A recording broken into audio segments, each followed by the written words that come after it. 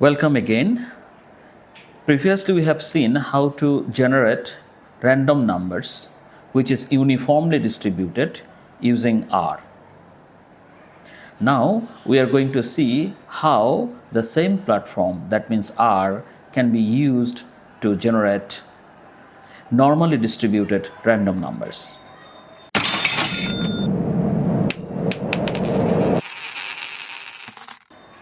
Let's see how to do it. Let us go to the screen.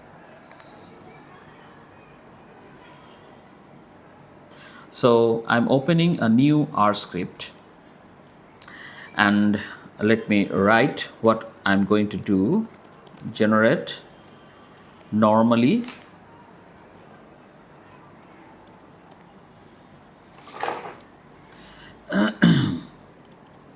distributed random numbers. Okay, so for that purpose, actually we have to use the function called rnorm. Okay, and we have to assign it. Let me assign it to something like rnd underscore norm to indicate that it is a random number which is normally distributed. Okay, so rnorm. Now we will mention how many random numbers will be generated. Let's say we want to generate about 100, 10,000. Okay, 10,000 random numbers. And if we want it to be normally distributed, we should have its mean equals to 0 and standard deviation equals to 1. So we have to mention that mean equals 0 and standard deviation equals 1.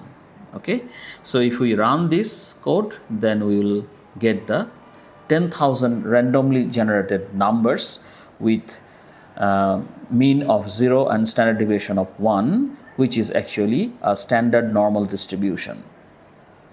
Now if we want to see whether the distribution is actually normally distributed or not, we can actually use the help of, we can take the help of histogram, okay, which is very easy to generate. So let me write down what I'm going to do. Create a histogram to see the distribution of the random numbers. Okay, let us do that. So it's very easy. Hist and histogram of what? Histogram of rnd underscore norm that we have just created.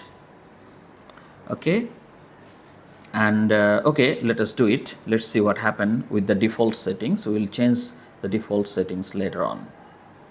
So you can see we have got a histogram, but unfortunately the title and the x-axis label are not as expected. So we can actually improve them. We can change them.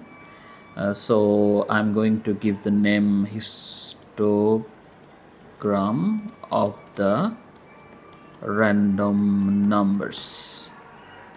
Okay, let me use capital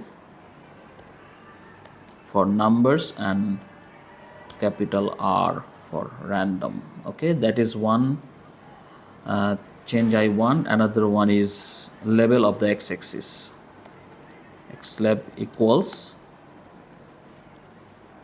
actually we can call it beans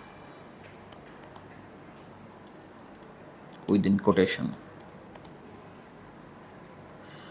So if we run it now, we will see that things have been updated. Another thing is, we can see we have only a few breaks in the histogram, so we can improve, we can actually increase the number of beans or breaks. So we can provide the argument like number of break, let us make it 500 and see what happens. Okay, run, and you can see actually we have so many bars, okay, in the histogram, and it looks more like Okay, it looks better in fact. Okay, so if we run it again and again and see what happens, run, run, run, run, run. If we run it again and again, we always get approximately a normal distribution. So this is how we can actually generate normally distributed random numbers and also create the normal distribution histogram of the generated numbers. Thank you very much for being with me. See you again.